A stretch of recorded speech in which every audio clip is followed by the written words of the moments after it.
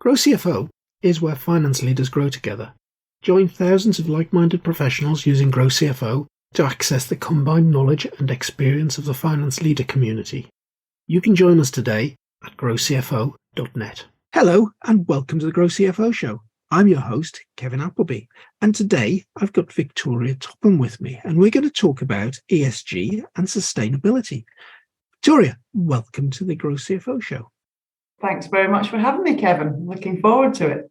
So, Victoria, a lot of sustainability ends up being talked about by marketing folk, but you're an accountant, you're a commercial accountant.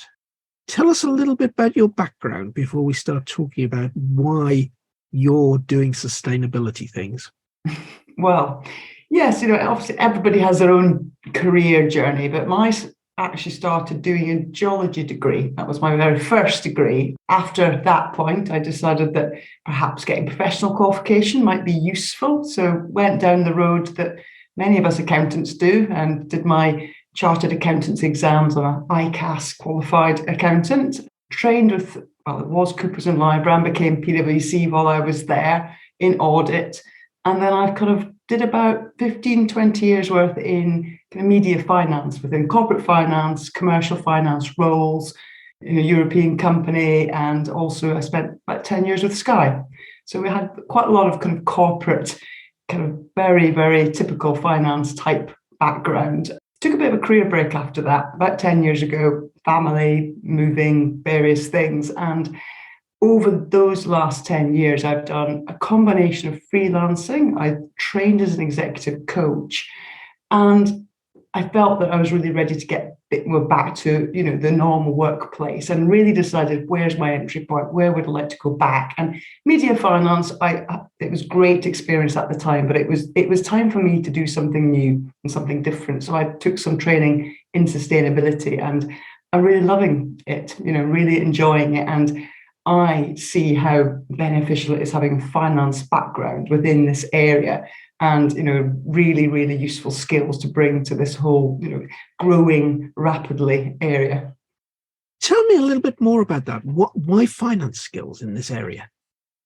Well, a lot of sustainability, I think, in the past has been driven through environmental consultants. People think sustainability, people think environment, and so that has been, I think, traditionally where a lot of sustainability folk come from.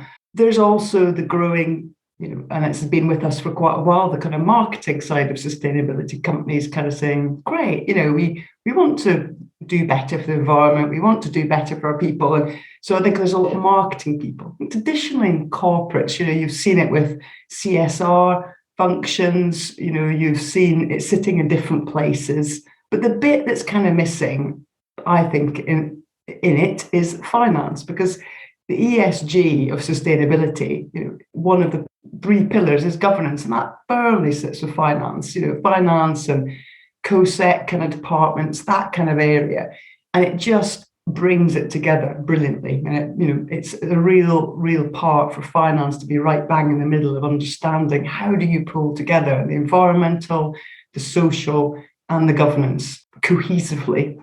And I think that's where the role of finance sits within this new world of sustainability that's not going away. So ESG reporting, it's suddenly become one of the major things on everybody's horizon. Why is ESG so important right now? Well, it's largely, your audience will probably already tackling it, I can imagine, in their day-to-day jobs, but it's very, very investor-driven. And I suppose the way I've looked at it, and sometimes I think it's the wrong entry point to sustainability, but it's about risk. It's about how our business is tackling risk, and it uses the same parameters around the way banks would do credit kind of ratings. It's almost like a risk rating, but looking at environmental, social, and governance factors, some qualitative, some quantitative.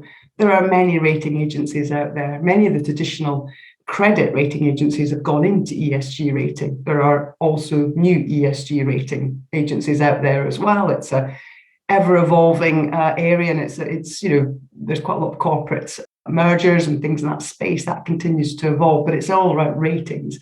I sometimes think it's sometimes said ESG is companies that can demonstrate they're doing a little less harm than they were before, rather than companies who perhaps are doing good. And I think there's a bit of a nuance, but it's a good thing generally that we've got it, because now we've got a way of perhaps measuring it in some way. I don't think we're quite there on benchmarking yet, but we'll get there. It's evolving.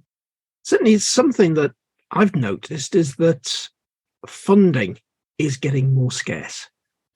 Now, investors are being choosy. There's not the huge amount of capital out there now to pour into every and any startup. And I think as a result of that, the funding bodies are looking more carefully at the potential investments they make and say, has this got the right ESG stamp on it? Yeah, I think I'd probably like to pick you up on the fact there's not funding out there. I think there's an awful lot of funding out there. There's a lot growing, but I think you're completely right that it is more targeted. There are many more targeted funds now. Most banks, including high street banks, are already doing sustainability-linked loans. Virgin Money do a sustainability-linked loan for SMEs now, which they've got a kind of checklist which they've done in conjunction with Future Fit, which is a not-for-profit organisation that look at benchmarking. They're quite ahead of the trend, but they are giving preferential rates to SMEs if they're able to demonstrate ESG. Big companies are obviously doing it. A lot of the listed companies are all being pushed by their pension funds, by their big investors, to be demonstrating sustainability in some way. So I think there's just more of a drive. I don't think the capital's not there. I think you just got to work a bit harder for it now. Yeah, quite. And I don't know, is the pressure coming down the supply chain around this? If the company that's going for that capital or going to use sustainability in some way in its marketing, is that then being pushed back to its suppliers to demonstrate that they're complying with policy and so on? Yeah, I think the supply chain, responsible supply chain route, there is probably some pressure, but I think the biggest pressure from supply chains is more coming from a government side, where public procurement is now really pushing on supplier responsibility, about the social value of supply chains. And the social value in supply chains has several themes, and it's not just about people and well-being. It's about supporting larger companies, supporting their communities and their suppliers, and developing business opportunity, diverse supply chains. There's various things. So they all sit within actual social value within procurement. Now, I think government are doing the right thing. European, UK, other governments around the world are doing the right thing by pushing that. And at the moment, if you do government procurement, they're asking for a minimum 10% social value. Like in Wales, I've heard of some contracts doing up to 30-40% social value within public procurement. Wales are particularly ahead of the trend with their Future Generations Act, which make them really think about this in a big way. Wow. Having been involved in a company that purely worked for government for a while and leading the bid team, there were enough hurdles then to jump through. I can't imagine what the hurdles must look like now that you've got to put into most bids. Well, I think a lot of companies are really trying to, with the work I do with Profit Impact, we're just a small boutique consultancy. We mainly work with SMEs, but we are working more now with larger companies.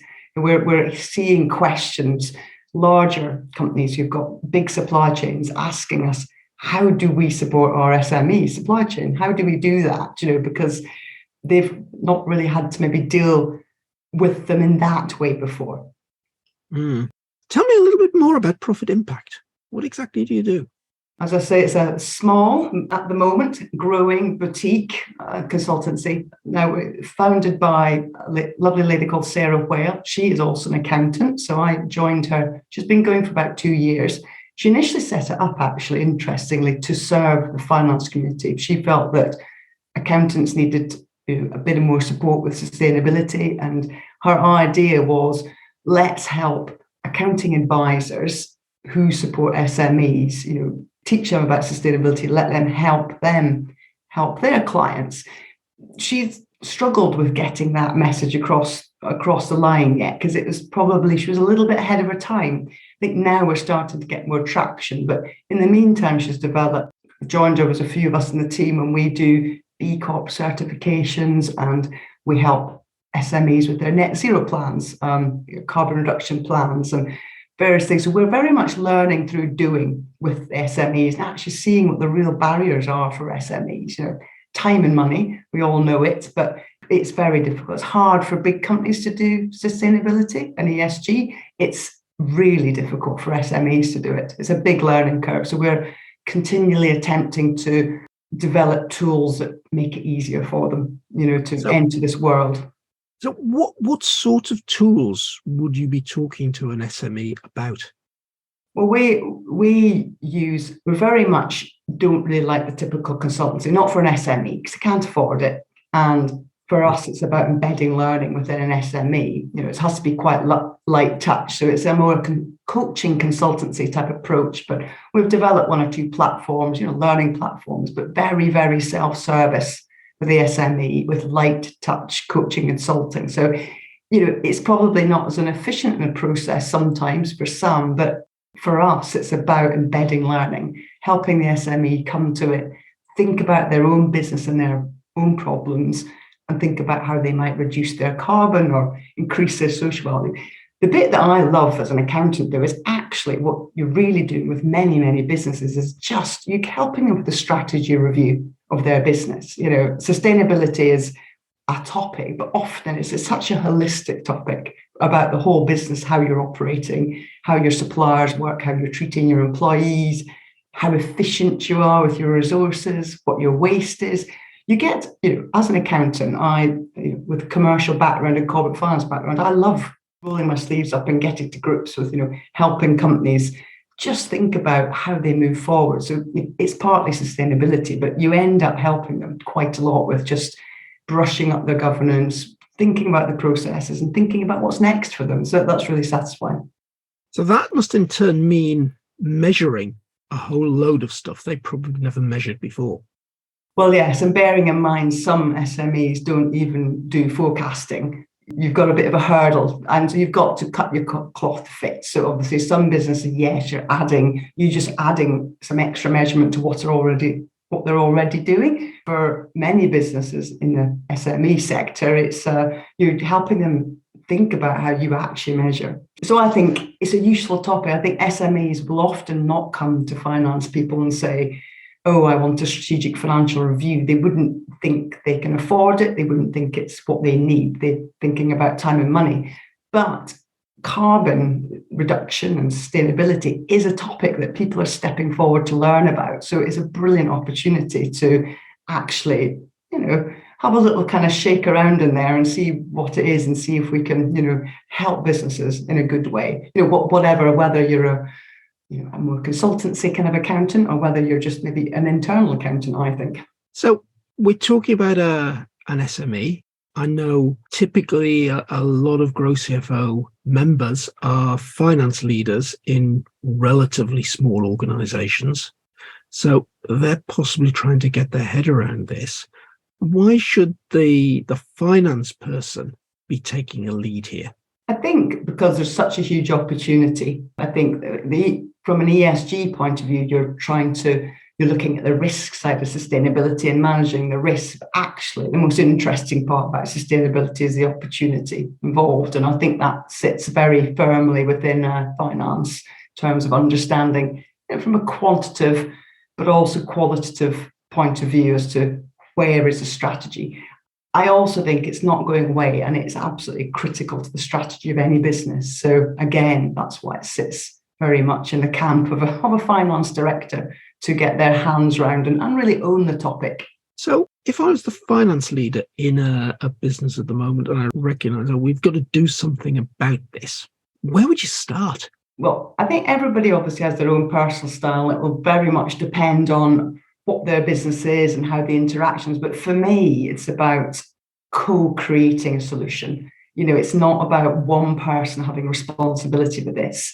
I think if you're just starting and your business has not given sustainability a thought in any way, having organizing a kind of facilitated kind of session or an offsite or something just to step back from your day to day and do it as a kind of strategy type day, but really, really think, because I think with sustainability, it's about being thinking about change in a big way, being quite ambitious and really thinking towards the future. So that takes a bit of behavioural change and things. So I would certainly advocate, that would be my absolute first step to really get people excited about it and thinking about it, imagining what sustainability could do for their organisation. And that shouldn't just be senior people, that should be right top to bottom in the business. I think sometimes you get really good ideas from all around your business. And I think rather than just one person leading it and saying that this is what we're doing, you're not going to get buy-in. And sustainability often will mean quite a lot of business change ultimately. So I think it's important to get that buy-in from the very, very start.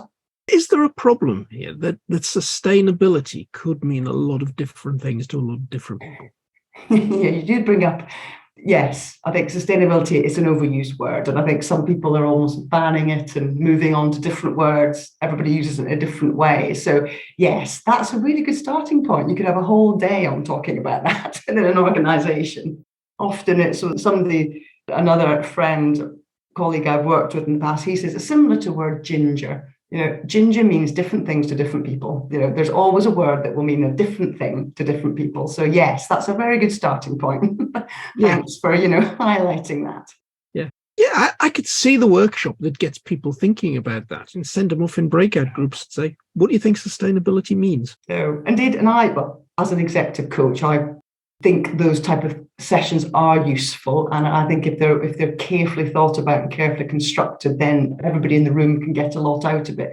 Now, clearly, after that type of thing, people do need to take responsibility. But I think there's many people within a business, for your environmental, will often be your operational teams, your health and safety teams. Those kind of people would be probably leading on some of the environmental side of it. On the social side, often it would maybe be your HR, your marketing, your comms, those kind of departments if you don't have a corporate social responsibility team. And then governance obviously sits with, obviously finance and company secretarial. So it's then deciding, how do you blend that? How do you move that forward and not all just, everything actually does interlink quite a bit. And I think the most imaginative solutions are where they actually do interlink, and you're not only just doing something that's good for the environment, but it's good for the well-being of the community and your employees as well.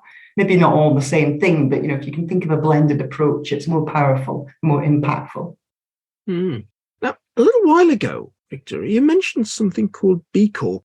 Now, we've talked ESG certification, but what's B Corp? How is it different to ESG?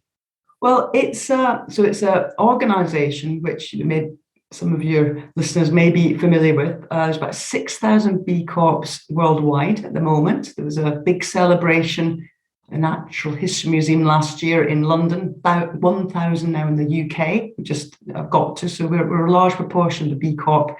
Profit Impact's a B Corp itself, actually, but it's a US-based organisation, and they come from an ethos of saying they have parameters, pillars, and they're not exactly the same as ESG, but call them different things, but effectively it's those kind of pillars. There's about 6 different pillars that you have to have marks on. It's a certification you do, it's an application certification, and it is reviewed, maybe not quite to what we would consider audit level, but it's, there is a third party review of the policies you're putting in, the kind of different questionnaires that you have to do.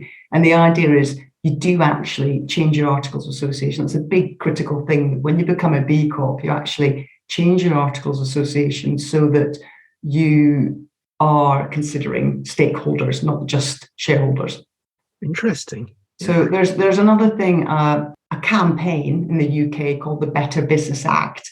And I would say B Corp aligns very much with the Better Business Act. They're different organisations, but it's interesting to see how they're all considering it different ways. Around the Better Business Act, you may or may not be familiar with, but it's a campaign to change Section 172 of the Companies Act to make it, there is a requirement already for directors to consider stakeholders in their decision making, but to make that more legally binding. Yeah. Is the campaign. The problem as well with Section 172 is it doesn't really define who a stakeholder is. No, and I don't think that's going to go away. But I think if the campaign is to make more articulate around that, to make it, point a little bit more detail around that. Well, whether it may take them a while to do that, but I'd say that the ethos of B Corp is very similar to the Better Business Act, but they're actually doing it. They've now got 6,000 companies who are certified. We've obviously got the odd one. It's all generally good news in the B Corp world. Coutts Bank are a B Corp, and they're going to be doing a brilliant campaign next month to celebrate all female-founded B Corp. So we're, hoping that Profit Impact features within that, because we're a female-founded one. I suppose that there's about 230 female-founded B Corps out of 1,000 in the UK. Now, that is really interesting. And another podcast guest that I've had on, David B. Horn. David, originally we were talking to him about the book that he wrote that was all about a career of acquiring and selling businesses. Okay. David came up with an interesting observation about the lack of female founders and indeed the number of pitch decks from all female founded teams that were rejected versus the number from male teams, and often better pitch decks from the females being rejected, the ones that were being accepted on the male side. So I've got a podcast coming up with David next week about his new book. Well, I'm going to record it next week. It'll be out for a few weeks yet. It's going to be called Funded Female Founders. So I'm looking forward to that, because I'm sure we're going to be talking about a whole load of things there. But certainly, in that B Corp field, that the success of the all-female team is possibly more successful than the overall landscape. Well, no, they certainly have been showing. I was that stat is a lot higher stat than in any other business community. So B Corp are attracting female founders, or whether it's the business model, the impact model that they portray. Again, you've got to have a certain scoring. There's a maximum score of 120 when you do all the assessment, and you have to get a minimum of 80. They're changing it actually next year, where you have to get kind of a scoring across the board at a minimum level. So it's going to be harder to become a B Corp in the next year going forward, but it'll be interesting. But there's obviously most it's good news in the B Corp. I think, other than the one that we love to follow, Brewdog, who did get kicked out, but it'll be interesting to see where they get to. I didn't realise Brewdog had been kicked out. of B Corp, yes. Yeah. Yes, that was that. So, no, but I was glad, because I think it actually lends a bit of weight behind, it's not just a stamp. You do have to live up to your credentials. Yeah. Is that a general fact that ESG is more of a box-ticking exercise than say, something like B Corp? I would say they're all box-ticking exercises, but I think it's about what boxes you're ticking. I would say a lot of these things, yes, you can, ESG, you don't fail as such, you just report, and you are, of a certain level. It's hard to benchmark across. There's some organizations doing some really good work around benchmarking, but it's still, I'd say, generally quite early stage. The World Benchmarking Alliance do a great kind of top 2,000 companies. They pick 2,000 companies across the world in different, who they consider lead sectors. Not always a really, really large company, often they are, but sometimes it's more about sector leaders across the world. And they've been benchmarking them for quite a few years. And they give a lot of good data about, what does good look like? And that's, where we're at with ESG. I think B Corp is more of an ethos. It does lend itself. Consumer brands, there's in some Waitroses, they have a B Corp shelf of products. And so it certainly lends a bit of weight. I guess Brewdog's no longer on Waitroses' B Corp shelf. Possibly not. You can probably still buy it, but it's been a different shelf around the corner. But yes. That is a really interesting one, that they're separately promoting products with a certain sort of effectively a stamp of approval on them. Yes, and I think it's possibly a consumer-led thing. I'm sure Waitrose themselves have done analysis as to why they've made this decision, but for them, it probably helps them consider ethical supply chain issues. It's maybe what customers are wanting to see. People feel happier buying a brand that they think is good for the environment or socially responsible. Maybe Waitrose customers also have a little bit more money on average to your Lidl or your Tesco person, although there's a good model called food ladders, which I won't go into in this podcast, but it's all around, most people do shop around. So I wouldn't always say that, people maybe do their treat shopping in Waitrose and they maybe do other more standard shopping somewhere else. So whether B Corps actually goes within the luxury area is an interesting question. That could be, and that's certainly the way this particular family treat Waitrose. It's very rare the whole weekly shop would get done there. But yeah, so it's interesting how the idea of ESG and B Corp go into the branding area, the product placement area, the competitive advantage area. But yes, and I think that consumer brands do seem to be leading the way a little bit more in sustainability. But I think sometimes you look at some companies who are just getting on and doing stuff about sustainability, and they're doing some really good stuff, but they're not consumer brands. Yeah. But it's the companies that are.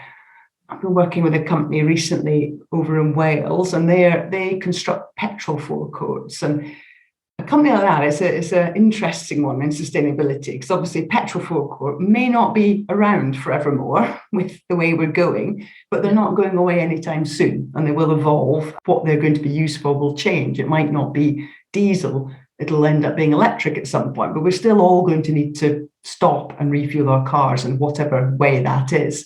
But constructing these things, does take a bit of doing. Lots of concrete, lots of steel, lots of things that aren't recycled. So a business like theirs, and many businesses in the UK, really have got a tough few years ahead of them while they think about this.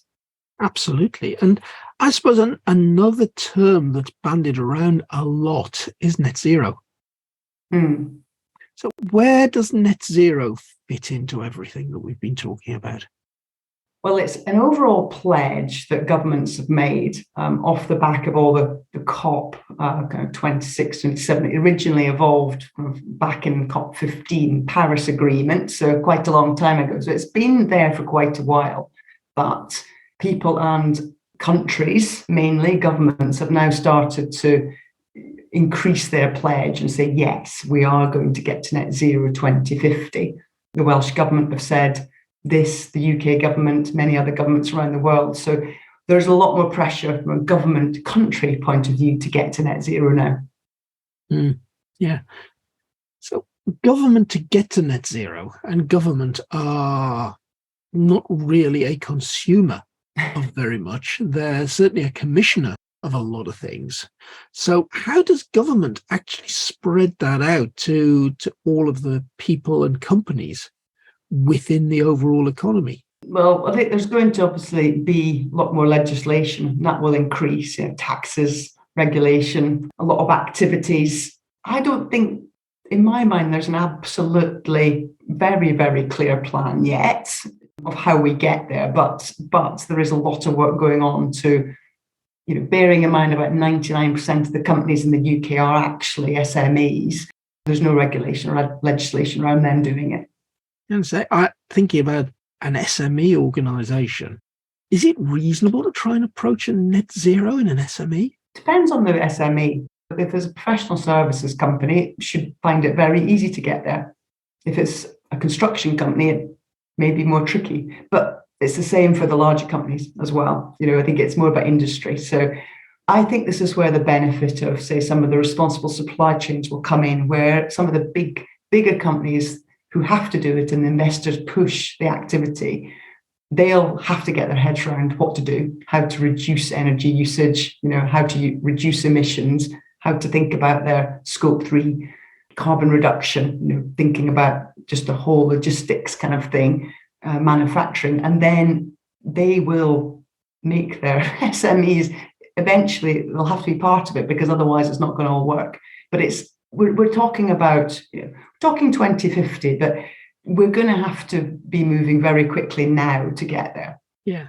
And I can see one big place that finance is going to play a role in everything we've talked about. And everything seems to be coming down to demonstrating in some way you're doing something, demonstrating that you've improved performance in something. So everything will have a number behind it of some sort. So is the need to have kind of consistency and discipline around reporting all of this going to be a major factor, do you think? Yes, unfortunately, the reporting groups are quite ahead on this now. The European, they've just had the CSRD come out, which stands for the Corporate Sustainability Reporting Directive. That's kind of the first big one that's come out of EFRAG, and that's really going to push all listed and all large companies to do both environmental and social reporting. The US is there was lots of different bodies. It was very, very confusing for quite a while. There's still more to go, but there's been a lot of mergers between all the different ones. And I'm sure, again, all your listeners will probably have their sleeves rolled up and be doing quite a lot about this. But I think we're getting into a more helpful place. In the next 2 years, ISSB legislation or reporting requirements will help us a lot, because yes, there'll be more consistency of reporting, and that will be very, very helpful. But it doesn't get away from actually doing the sustainability stuff. I think there's one thing to report it, but you've got to understand why and how and the ambition of making change. And that, the hearts and minds stuff, is the hard bit. The reporting bit, I think, is the easy bit. Yes. But I think where I was coming from on this, I remember I spent some time, it was back, 2008, construction phase for the London Olympics. And my particular remit was to put in a performance management system. And very much it was a group of finance people who understood numbers, understood how to process numbers to a certain standard at a certain time every month with a certain amount of rigor. And we were pulling together numbers around all of the promises that had been made to the International Olympic Committee, and that the then Mayor of London, Ken Livingstone, had made to the public in all of his pledges around the Games. And numbers out of my performance management system frequently ended up on the front page of the London Evening Standard. So the whole point of it was that, okay, if you've got a finance system, you've got a set of numbers of pound signs on, but there's one version of the truth.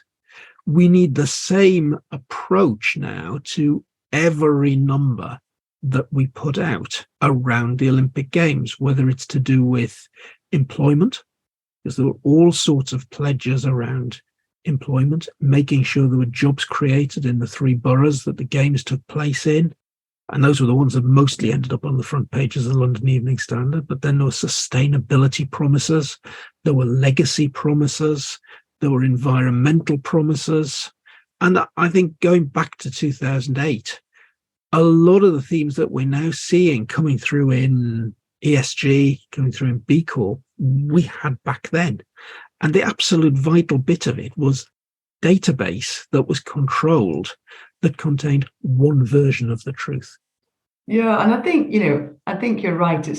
We're not doing something that we've not done in the past. It's that we're pulling it all together in one place. Yes. All these things have been happening for a long time. Some companies have probably been doing many things in relation to social value quite a long time ago, but we're almost seeking more transparency and more visibility. And we all know that reporting regularly and transparency helps you really look in the mirror at things, and it helps you drive change. So there are 2 vital tools in change. The bit where many companies really need to understand and decide on is, what is that vision? And I think sometimes some people jump into the whole reporting and all the ratings and things without knowing what the vision is. So you've got to have them both, but they're very vital. Absolutely. But I think it's a big way into this for a lot of finance folk to come in and take over that whole reporting angle. Because then if you're going to report numbers, you've got to say, well, what's the strategy?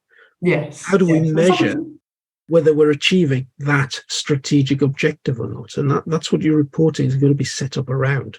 Indeed. No, well, it's, I think hopefully I've, waved the flag that finance people are extremely important in the world of sustainability. Their skills, around consistency and accuracy, and a neutral party often. I think finance people are quite unique sometimes within an organization, where they are used to external scrutiny. They're used to audit. So they understand that greenwashing doesn't pass muster in finance. And it's really important that finance people are behind any sustainability reporting.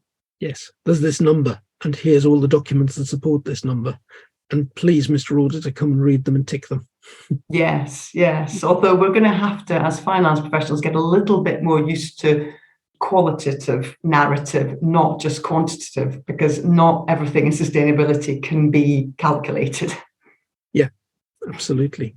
I think that is a difficult thing to get your head around, qualitative reporting. But as long as you apply consistent rules and principles around something that's qualitative, so you're evaluating it consistently. I think that's the thing, because does it matter if the absolute number is 100% accurate? No, but what's interesting to know is if it was 50% 6 months ago, you've seen the trend that's moved it to 70% now, providing 50 and 70 were measured in the same way. If an amount of it is qualitative rather than actual properly quantitative, it doesn't matter. No, indeed. And I think that that's going to be the next layer that people will get more used to. Yeah. Victoria, that has been an absolutely fascinating look at, we've covered a lot. We've covered ESG, sustainability, B Corp, net zero, responsible supply chains. Gosh, there's a huge amount there to get your head around. I think this is going to be a big area. Yeah, it's a really interesting topic. And I think, I hope that most finance professionals are able to, are excited by the opportunity that it brings. And that's it. It's grab the opportunity. So, Victoria, thank you for being this week's guest on the Grow CFO Show. Thank you very much, Kevin.